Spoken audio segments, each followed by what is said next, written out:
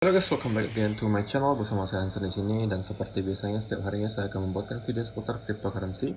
So bagi teman-teman yang tertarik seputar cryptocurrency, boleh jangan lupa bantu saya like dan juga subscribe. Jangan lupa juga untuk hidupkan lonceng notifikasinya supaya teman-teman gak ketinggalan update terbaru seputar cryptocurrency. Apa kabar hari ini teman-teman semuanya? Mudah-mudahan baik-baik semua, sehat-sehat dan terhindar dengan yang namanya corona. Pada hari ini kita pastinya akan update lagi soal Bitcoin, karena Bitcoin hari ini mulai kembali naik setelah semalam tiba-tiba di drop cukup dalam. Kira-kira apa yang sedang terjadi dan kira-kira prediksi selanjutnya seperti apa, kita akan bahas di video kali ini. Kemudian juga pastinya nanti ada beberapa data dan berita terbaru yang pengen saya share untuk teman-teman semua. Jadi kalau misalnya teman-teman tertarik tentang semua itu, stay tune terus sampai akhir video. Kita mulai videonya sekarang, let's go. Oke guys, seperti biasa kita akan mulai dari coin market cap dulu. Pada hari ini, secara global market cap crypto sudah nyentuh ke angka 2 triliun dolar atau naik sekitar 0,41%. Kalau kemarin kan masih 1,99 gitu guys, beda dikit lah ya. Nah pada hari ini Bitcoin berada di harga 47.264, masih belum beranjak, masih kurang lebih di area itu, dan turun sekitar 0,52 dolar per hari ini. Ethereum 3.280 turun 0,56 dolar. Cardano sudah menyalip Binance ke nomor 3 sekarang di 2,18 dolar atau naik 2%. Binance di 409 dolar naik 0,22%. XRP lebih gila lagi naik 22% ke 1,33 dolar. Dogecoin ke 0,3 dolar naik 5%. Polkadot 23 dolar naik 2%. Uniswap 30,02 dolar atau turun 0,30%. Oke, sekarang kita akan langsung menuju ke chartnya Bitcoin dulu ya. Oke, kita mulai dari daily chart. Nah, kalau misalnya untuk update EMA-nya sudah jelas, kita udah jelas banget itu udah golden cross. Jadi kita kemarin sudah golden cross dan hari ini sudah mulai menjauh EMA-nya, jadi itu indikasi yang cukup positif. Dan kita sudah beberapa hari ini bermain di area ini guys. Kalau misalnya teman-teman subscriber lama harusnya sudah tahu, kita udah pernah bahas soal area 46 sampai 47 ribuan ini merupakan area yang sangat signifikan, dan saya sudah pernah bilang kemungkinan ini akan ada perlawanan dari para bear jika kita menyentuh ke arah ini. Terbukti di sini kita melihat ada beberapa kali rejection dari sini, 2 kali, dan di sini juga kita masih kesulitan untuk breakout dari area tersebut. Nah, kalau misalnya teman-teman ingat, kita masuk ke 1 hour chart ya. Sebelumnya juga kita pernah membahas soal pattern yang ini. Di sini ini mirip banget dengan pergerakan harga di sini. Di sini. Kalau teman-teman masih ingat ya, saya pernah bahas soal itu. Ketika itu harganya masih di sekitaran ini kalau tidak salah. Ya, saya bilang ini mulai makin mirip dengan pergerakan harga di sini. Oke. Ini saya kasih tahu ulang deh biar lebih jelas ya. Ini ketika ada harganya naik di sini, satu wave 2, wave 3, wave 4, wave 5, lalu kita koreksi 2 wave kan. Kemudian hal yang sama mirip juga terjadi di sini. Kita wave pertama, wave kedua, wave ketiga, wave keempat, wave kelima. Nah, pertanyaannya, apakah wave 5-nya selesai di sini? Kita udah pernah bahas soal ini, apakah wave-nya selesai akan di sini ataukah di sini baru akan selesai? Ya kan? Jika kita breakout dari pattern rising wedge ini yang sudah kita bahas kemarin, ya kan? Sudah kita bahas kemarin, kalau kita breakout dari rising wedge ini,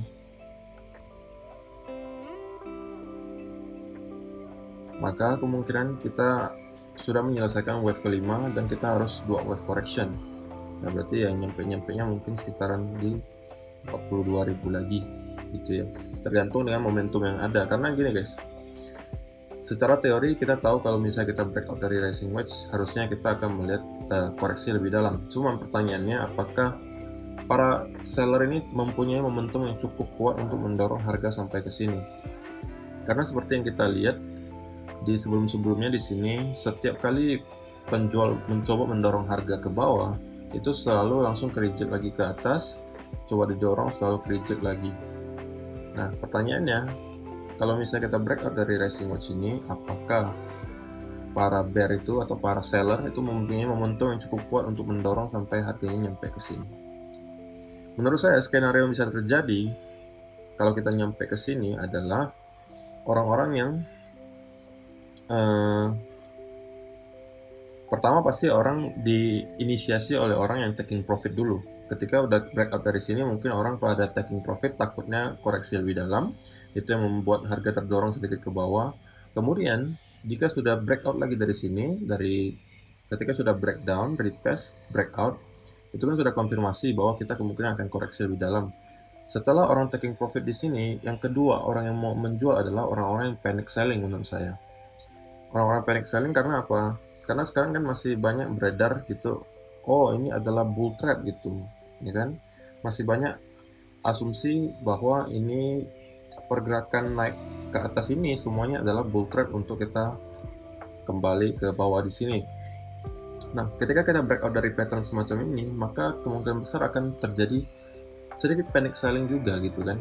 Nah, kalau kedua hal itu terjadi, maka bisa jadi kita akan terdorong lagi sampai ke 42.000. Nah, kalau misalnya teman-teman yang masih open posisi untuk short term trader gitu ya, selama kita masih bermain di dalam pattern ini, saya masih belum akan melakukan apa-apa karena masih ada kesempatan kita untuk breakout ke atas. Tetapi kalau misalnya kita breakdown dari sini dan kita retest disertai dengan konsolidasi, maka posisi-posisi seperti XRP saya, kemudian Bitcoin yang masih ada hold juga dari kemarin, itu kemungkinan akan saya close dulu sebagian. Ketika breakout dari sini lagi, mungkin saya akan close dulu dan mencari posisi lebih rendah untuk membeli. Tetapi itu bukan saran untuk teman-teman semua ya. Teman-teman wajib melakukan research sendiri. Oke, jangan bergantung dengan orang lain guys. Harus mempunyai riset sendiri. Karena kalau misalnya untuk short term, untuk 15 minute chart, sebenarnya untuk pergerakan Bitcoin sekarang tidak terlihat terlalu baik. Karena kenapa ya? Dari kemarin kita sudah ngelihat untuk pergerakan harganya Bitcoin itu tidak lagi sekuat yang kemarin-kemarin. Ketika breakout juga hanya sebentar, kemudian dibawa turun lagi, sekarang kita konsolidasi, dan ada kemungkinan kita at least bakalan nyampe lagi ke trennya di sini, ya kan? Baru dari sini kita harus ngelihat lagi apakah kita akan dibawa naik lagi ataukah kita breakdown dari sini. Dan kalau misalnya ini terjadi, maka kemungkinan saya akan short term trade saya akan kemungkinan saya close dulu sebagian. Tapi kalau itu untuk short term trader ya guys, kalau misalnya teman-teman yang long term holder, dan kalau saya juga pribadi punya dua account, satunya untuk short term trade, satunya untuk long term hold. Kalau misalnya long term saya tidak pusing gitu ya, mau harga kemanapun saya tidak pusing, yang penting saya cicil saja terus, cicil terus, karena kenapa? Saya tahu in the end, pada akhirnya ya kita akan ngelihat Bitcoin kembali menembus all time high. Pertanyaannya itu hanya soal kapan gitu kan. Nah, kalau kita udah tahu datanya seperti itu, ya kenapa kita harus pusing gitu kan? Karena hanya perkara waktu saja sampai Bitcoin menembus lagi all time high gitu kan. Nah, kalau misalnya teman-teman yang long term holder jadinya nggak usah terlalu pusing menurut saya, karena outlooknya teman-teman udah jelas ya, outlooknya menurut saya selama kita close di atas angka 40 ribuan, itu outlooknya masih bullish gitu. Oke. Nah, sekarang kita langsung masuk aja ke beberapa berita terbaru yang datang hari ini. Pertama dari Cointelegraph disebutkan di sini, wealth manager gain exposure to Bitcoin via Grayscale according to new SEC filings. Jadi setelah awal tahun kemarin banyak sekali institusi yang membeli di GBTC atau Grayscale, ya kan?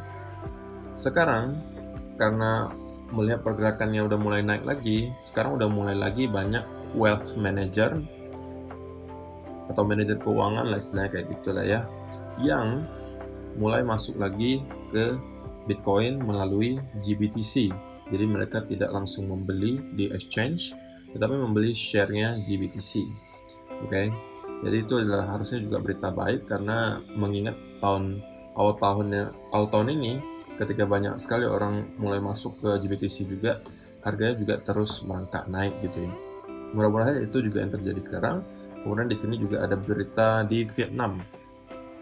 Vietnam leads crypto adoption in FIDER 27 countries survey. Jadi di sini dikatakan untuk daerah Asia, FIDER survey of 42,000 people across 27 countries revealed that Vietnam had the highest adoption rate, with 41% of respondents claiming they had purchased cryptocurrency. 20% of Vietnamese said they had purchased Bitcoin, which was the highest among all country poll.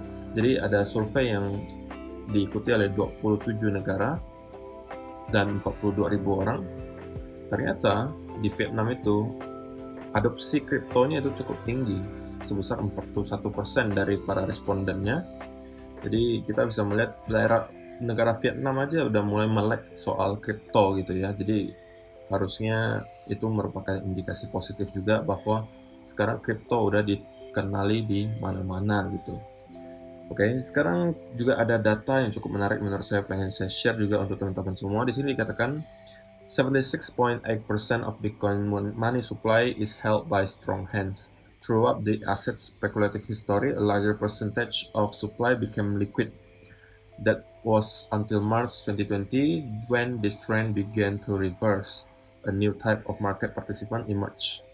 Jadi di sini ada sebuah grafik, ini yang biru ya. Ini untuk menunjukkan illiquid supply-nya Bitcoin. Jadi illiquid itu artinya Bitcoin yang tidak pernah diperjualbelikan, yang tidak liquid, yang hanya di hold untuk jangka panjang, ditaruh di wallet, tidak diapa-apain. Itu yang dinamakan illiquid supply. Oke. Nah, semenjak tahun 2020 kita melihat pergerakannya itu sudah mulai naik ke atas lagi. Setelah, kalau menariknya teman-teman perhatikan, trennya sebenarnya dari tahun 2012 sampai 2016 itu terus merangkak turun. Dan terjadi kenaikan sedikit ketika kita buruan di tahun 2017-2018. Kemudian di tahun 2018 sampai 2020 kita ngeliat mulai turun lagi illiquid supply-nya, dan tahun 2020 sampai 2021 itu trennya mulai naik lagi. Dan ketika kemarin koreksi cukup dalam 50% itu, kita tiba-tiba drop illiquid supply-nya dan sekarang mulai merangkak naik lagi. Jadi ya ini juga harusnya menjadi indikasi yang positif lah ya. Jadi untuk hari ini saya rasa cukup sampai segitu aja guys. Terima kasih udah nonton sampai selesai. Semoga bermanfaat video kali ini dan kita akan bertemu lagi di video yang berikutnya. Bye bye.